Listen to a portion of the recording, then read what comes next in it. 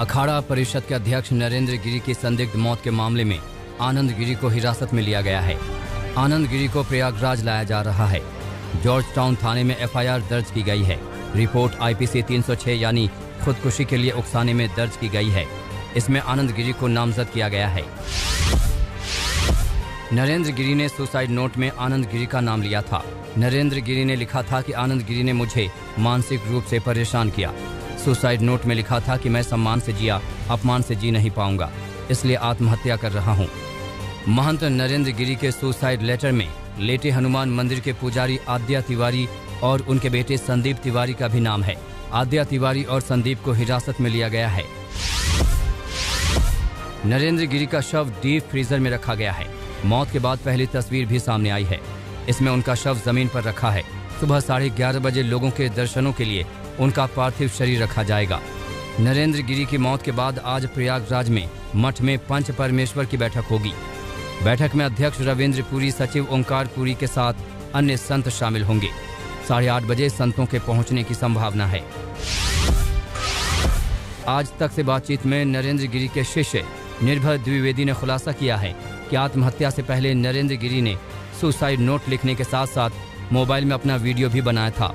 Video में नरेंद्र गिरी ने विस्तार से बात की है।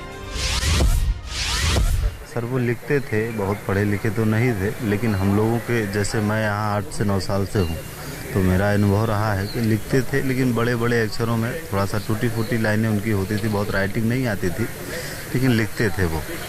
और जो उन्होंने 5 से 6 पेज का लिखा है बड़े बड़े अक्षरों में। आपने देखा है उसको? जी मैंने देखा था, लेकिन पढ़ा नहीं था उसको, प्रशासन ने अपने कब्जे में ले लिया। निर्भय द्विवेदी का कहना है कि महाराज जी बड़े बड़े अक्षरों में लिखा करते थे। भाषा टूटी फूटी जरूर होती थी, लेकिन ये लिख लेते थे। सुसाइड नोट को लिखने के बाद एक लिफाफे में बंद किया था। ये कहा कि मुझे आज कोई डिस्टर्ब नहीं करेगा, हाँ कोई मिलने आने वाला है तो मैं ही मिलूंगा। और आश्रम के जो विद्यार्थी उधर टहल भी रहे थे तो उनको भी डांटा कि आप लोग क्यों घूम रहे हो। मतलब इस तरह का कोई अंदाजा भी नहीं लगा सकता था कि ऐसी शायद कोई घटना हो सके। एक उन्होंने अभी कहा कि वो मुझसे कोई मिलेगा नहीं, कोई डिस्टर्ब नहीं करेगा। क्या महाराज जी अक्सर ऐसे अपने एकांत में रखते थे? ऐसा बिल्कुल नहीं था, ऐसा बिल्कुल नहीं था, लेकिन ये था कि शायद कोई मिलने आने वाला था उनसे। भारतीय अखाड़ा परिषद के अध्यक्ष महंत नरेंद्र गिरी की कल संदिग्ध परिस्थितियों में मौत हो गई थी। प्रयागराज के बाघंबरी गद्दी मठ के कमरे में उनका शव फांसी के फंदे से लटका मिला था। कमरे के दरवाजे बंद थे। शुरुआती जांच में पुलिस इसे आत्महत्या का मामला मान रही है। फॉरेंसिक टीम पूरे मामले की जांच कर रही है। हिरासत में लिए जाने से पहले आज तक से बातचीत में नरेंद्र गिरी के शिष्य आनंद गिरी ने खुद पर लगे आरोपों को गलत बताया। आनंद गिरी ने कहा कि मेरे गुरु कभी आत्महत्या नहीं कर सकते हैं। मैं चाहता हूं कि पूरे मामले की जांच हो और मैं जांच में सहयोग करूंगा। इसके साथ आनंद गिरी ने गंभीर आरोप लगाते हुए ये भी कहा कि कई पुलिस अधिकारी भी इस मामले में शामिल हैं, उनकी भी जांच होनी चाहिए। मुझ पे बेबुनियाद आरोप लगाए गए और आरोपों को लगाते ही कुछ घंटों में मुझ पर कार्रवाई हो गई, सजा दे दी गई।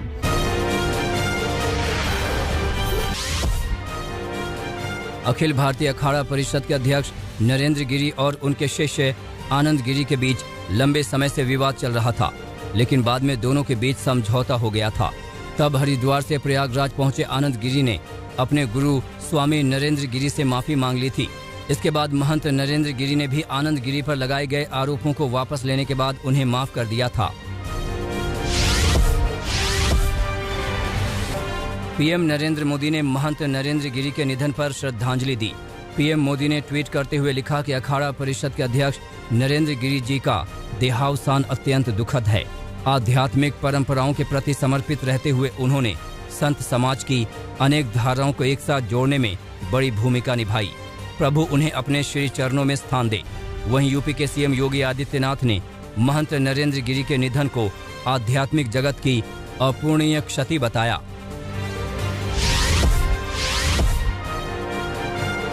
महंत नरेंद्र गिरी की संदिग्ध परिस्थितियों में हुई मौत की जांच की मांग हो रही है।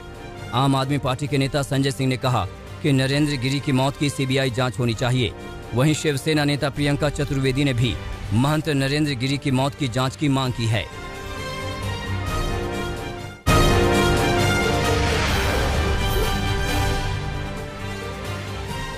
अमेरिका के राष्ट्रपति जो बाइडेन 24 सितंबर को प्रधानमंत्री नरेंद्र मोदी के साथ द्विपक्षीय बैठक में हिस्सा लेंगे। व्हाइट हाउस की ओर से इस बारे में जानकारी दी गई है। इस मुलाकात के बाद ही व्हाइट हाउस में क्वाड नेताओं की बैठक होगी, जिसमें अफगानिस्तान, इंडो पैसिफिक, कोविड-19 महामारी और जलवायु संकट जैसे संवेदनशील मामलों पर बात की जाएगी। ये पहली बार होगा जब राष्ट्रपति व्हाइट हाउस में क्वाड लीडर समिट की मेजबानी करेंगे। रक्षा मंत्री राजनाथ सिंह और अमेरिकी रक्षा सचिव लॉयड ऑस्टिन के बीच फोन पर बातचीत हुई। दोनों नेताओं के बीच द्विपक्षीय संबंधों पर बातचीत के साथ साथ अफगानिस्तान के हालातों पर भी चर्चा हुई। इसके साथ ही दोनों के बीच रक्षा सहयोग पर भी चर्चा हुई। दोनों ने रक्षा सहयोग में बारीकी से काम करने की उम्मीद जताई। पोर्नोग्राफी केस में 19 जुलाई से जेल में बंद राज कुंद्रा को बड़ी राहत मिली। मुंबई की सेशन कोर्ट ने 50,000 के मुचलके पर उन्हें जमानत दे दी है। जमानत देने के दौरान अदालत ने कहा कि राज लोकल पुलिस स्टेशन को जानकारी दिए बिना शहर नहीं छोड़ सकते हैं। इससे पहले 28 जुलाई को किला कोर्ट ने राज कुंद्रा की जमानत याचिका खारिज कर दी थी। दवा और ऑक्सीजन सिलेंडर की होर्डिंग के मामले में बीजेपी सांसद गौतम गंभीर को दिल्ली हाईकोर्ट से थोड़ी राहत मिल गई है। इस मामले में निचली अदालतों में चल रही सुनवाई पर हाईकोर्ट ने रोक लगाने का आदेश दिया है। गौतम गंभीर फाउंडेशन ने उनके खिलाफ चल रही कानूनी कार्रवाई पर रोक लगाने की गुहार लगाई थी।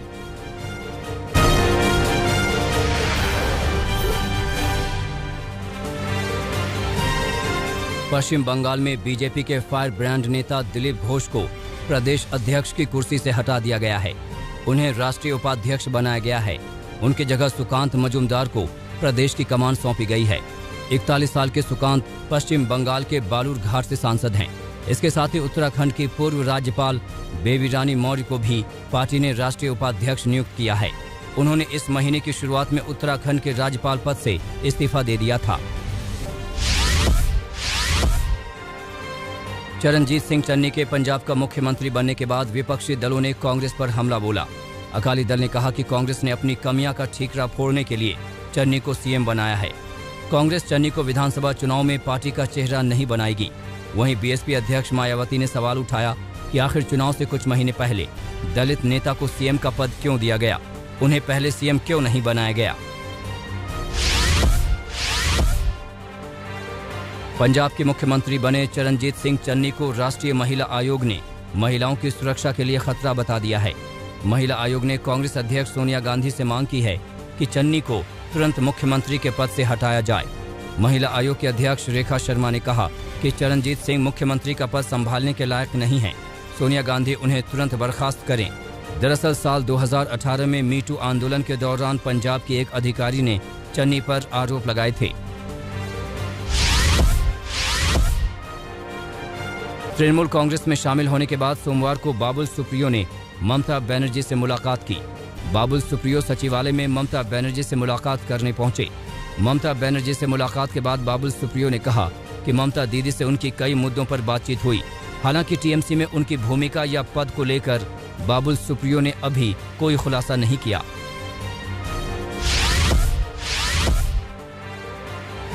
आम आदमी पार्टी हिमाचल प्रदेश की सभी 68 सीटों पर चुनाव लड़ेगी।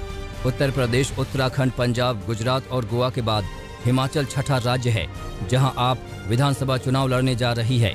अगले साल नवंबर महीने में हिमाचल प्रदेश में विधानसभा चुनाव होना है, जहां पर पार्टी ने चुनावी तैयारी शुरू कर दी है।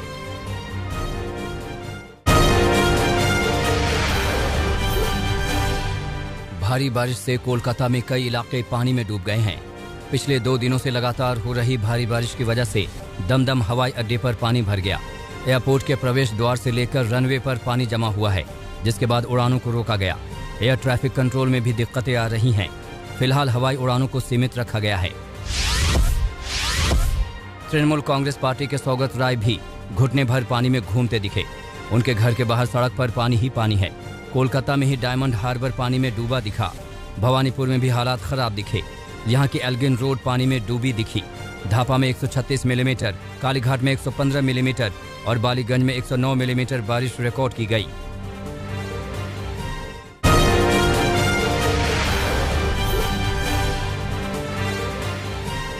रूस के पॉम शहर में एक यूनिवर्सिटी में दिल दहलाने वाली गोलीबारी की घटना हुई है।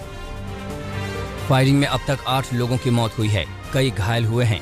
कैंपस में घुसकर एक बंदूकधारी ने अंधाधुंध फायरिंग की, लेकिन सुरक्षा बलों ने हमलावर को ढेर कर दिया।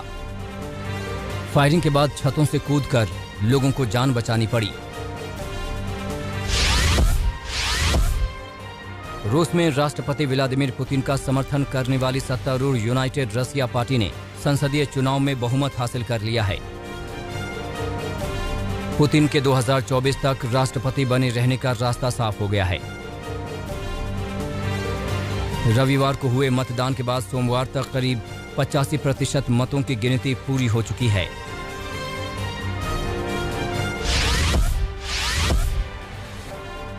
ऑस्ट्रेलिया और अमेरिका के बीच परमाणु पनडुब्बी डील से उत्तर कोरिया भड़क गया है। उत्तर कोरिया ने एक बयान जारी कर अमेरिका के फैसले की कड़ी आलोचना की है। साथ ही इस अहम समझौते से उत्तर कोरिया की सुरक्षा प्रभावित होने की स्थिति में जवाबी कार्रवाई की चेतावनी भी दी है।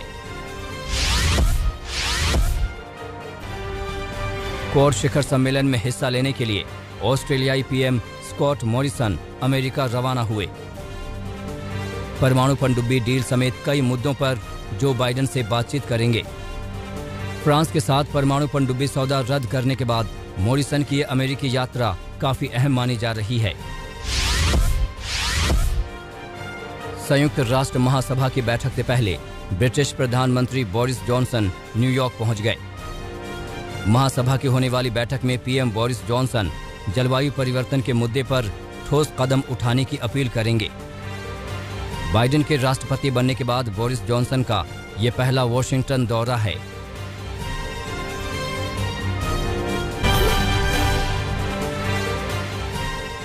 जलवायु परिवर्तन से जुड़े मुद्दे को लेकर एक बार फिर लंदन में विरोध प्रदर्शन तेज हो गया है। सोमवार को प्रदर्शनकारियों ने लंदन के व्यस्त रूटों में शामिल M25 मोटरवे रोड को ब्लॉक कर दिया, जिसकी वजह से घंटे भर यातायात प्रभावित रहा। M25 रोड को ग्रेटर लंदन की रिंग रोड से भी जाना जाता है। प्रदर्शनकारियों ने कहा कि मांगे नहीं माने जाने तक विरोध प्रदर्शन जारी रहेगा। अफगानिस्तान के हेरात प्रांत में तालिबान के फैसले के खिलाफ स्कूली छात्राओं ने हाथों में बैनर लेकर विरोध प्रदर्शन किया। स्कूली छात्राओं ने फिर से स्कूल खोलने और अपनी पढ़ाई जारी रखने की मांग की। विरोध प्रदर्शन में शामिल छात्राओं ने कहा, स्कूल से दूर रहने पर एक पीढ़ी पूरी तरह से अशिक्षित हो जाएगी। दिग्गज बॉक्सर मैनी पैकियाओ ने अगले साल होने वाले फिलीपींस के राष्ट्रपति चुनाव लड़ने का ऐलान किया है। रविवार को मैनी ने पीडीपी लाबान पार्टी के राष्ट्रीय सम्मेलन में कहा कि उन्होंने राष्ट्रपति पद के लिए नामांकन स्वीकार कर लिया है। साथ ही कहा कि वो उन लोगों के लिए लड़ना चाहते हैं जो देश की सरकार में बदलाव चाहते हैं।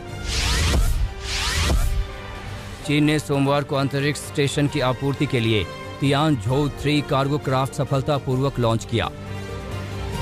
हेनान के वेनचांग प्रक्षेपण केंद्र से इसे सुबह 3:10 पर लॉन्च किया गया। लॉन्चिंग के 597 सेकंड के बाद तियानझोउ 3 रॉकेट से अलग हो गया और अपने निर्धारित कक्षा में प्रवेश कर गया। स्पेन में ला पाल्मा के कैनरी द्वीप पर सक्रिय ज्वालामुखी के विस्फोट से भयंकर तबाही मची है। तस्वीरों में तबाही का मंजर दिख रहा है।